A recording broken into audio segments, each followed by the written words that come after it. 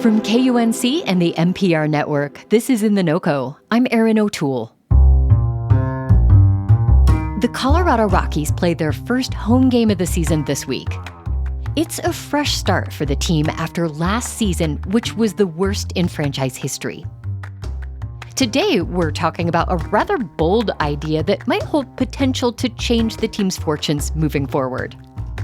A routine part of the Rockies' misfortunes is the fact that Coors Field sits a mile above sea level.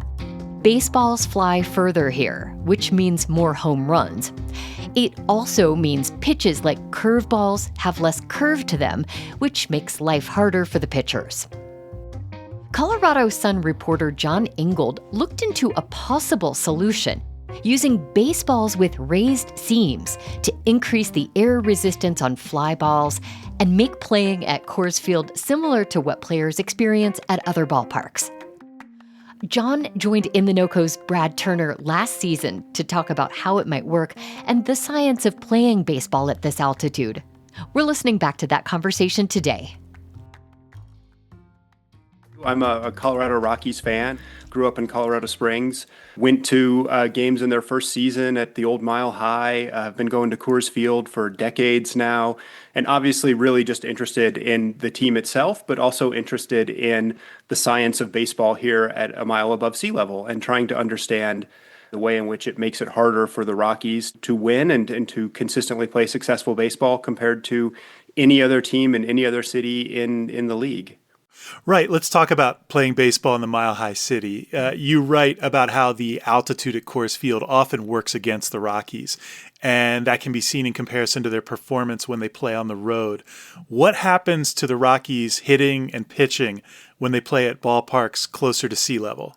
Right. So we know what happens when they play up here, when they play at altitude, right? The balls fly farther, curveballs move less, fastballs actually also move less. You don't think of a fastball as being a movement pitch, but they have sort of this like optical illusion rise to them that is less up here in Denver.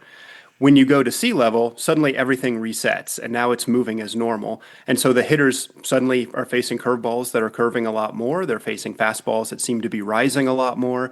So there's been some analysis done on this kind of Coors Field hangover effect of what happens when the Rockies go on the road. There was a stretch of games that the Rockies played not too long ago where they had a 4-game series against the Dodgers, one of the best teams in Major League Baseball, right? And they split the series here at home in Denver. And then they went on the road. They played in Pittsburgh, the Pirates, not a good team. And they got absolutely blown out in those 3 games. They scored like 1 run over the entire 3 games. So you can see how that hangover effect also impacts the team when they go on the road. They have to make adjustments that other teams don't. So that brings us to your solution. So explain how the flatness or the height of the seams on a baseball affects how far the ball will travel when a batter hits a fly ball. Yeah, so aerodynamics are a wild thing. Small changes can have a huge impact. And you can think of this if you were driving your car down the road and the difference in gas mileage you would get between if you're doing 70 miles an hour down the highway and you have the windows closed versus 70 miles an hour down the highway with the windows open. Just that small change is going to create enough drag on your car that it's going to have a measurable impact on your gas mileage. And the seams are the same kind of thing on a baseball. Major League Baseball uses a ball that has flat seams. They're very smooth. You kind of just slip right over them on your fingers. That ball flies farther, like demonstrably, than a baseball with raised seams. I talked to a couple guys who are professors who study the physics of baseball. One is a professor emeritus at the University of Illinois named Alan Nathan. I also talked to a gentleman named Lloyd Smith, who is a professor at Washington State University. They both have done a lot of research for Major League Baseball on some of the physical properties of the equipment used. And they, a few years ago, did a study where they took a custom-made pitching machine that they had made to produce sort of a consistent result each time when they launched a baseball. They took it down to Houston, which has a domed stadium. They did it in winter with the roof closed, so no air current impacts or anything like that. And they just started launching like all these different baseballs into the outfield and then measured based on their seam height how far they flew. And they found this this tremendous impact. In one version of doing the test, they found that baseballs that like Major League Baseball uses, the flat seamed balls, flew 8.4% farther than the raised seam baseballs. This is a ball that used to be used in the college game that they tested. The difference in seam height is like maybe a half a millimeter, maybe a little bit more. So it's not huge, but that 8.4% in that test produced a difference of 9.1 meters in how far those balls flew on average, which is nearly 30 feet. Yeah, that's the difference between a fly ball and a home run in Absolutely. A lot of ways, right? Yep. Wow. And just so I understand how this affects pitching, how does seam height affect a pitcher's ability to throw a curveball at a mile above sea level? So higher seamed baseballs that are less aerodynamic, they're sort of grippier in the air. If it's thrown with the same amount of spin as a low seam ball, it will move more. So it grips the air and the curveball curves more. Absolutely. It's just less aerodynamic. So it has higher drag and produces greater lift. And absolutely, when the ball's spinning in the air, that lift coefficient is what creates movement in the pitch. So you've identified the problems. How do you get baseballs with flatter seams? Is it simply a matter of manufacturing some of the balls differently? It is. So as I mentioned, there are raised seam baseballs that get made, and there are raised seam baseballs that were used in college baseball for a long time.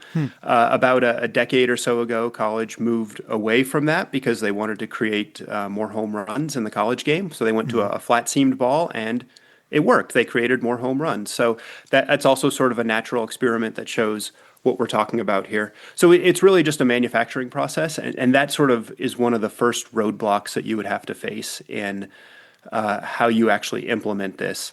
Rawlings, which is the official manufacturer for Major League Baseball, they make all their Major League balls at a factory in Costa Rica. They're all made to a same standard of quality, same standard of hardness, same standard of like uniformity and roundness. The raised seam balls that were used in college or that are still made today are manufactured in China. So this produces a question of, are they really the same ball? Would they have the same level of quality? How would you actually implement this? Another hurdle, I guess, is Major League Baseball itself. Would the league let a team use different baseballs than other teams use at their stadiums? This is what the physicist Alan Nathan mentioned to me. He said, baseball has had such a hard time over the years convincing people that it's not trying to juice the baseball, that it's not making these secret tweaks to the ball to produce specific results, that if you actually did then introduce this different ball that was designed to produce different effects, that would be something they probably would look down upon. There's also a concern that the raised seams might produce blisters for pitchers that might actually cause blister injuries. So realistically, is this going to happen? Yeah, maybe not. But I think for us and for me, what was fun about doing this is it's like the Rockies, I suppose in theory they could get worse, but they were on the verge this year of being the worst team all time in modern Major League history. Right. You might as well start throwing out some wild ideas to figure out how we can fix them. John Ingold of the Colorado Sun spoke with Brad Turner last September about how baseballs with raised seams might help make the Colorado Rockies more competitive. We'll have a link to his article in our show notes and at KUNC.org. That's it today for In The NoCo. I'm Erin O'Toole. Thanks so much for listening.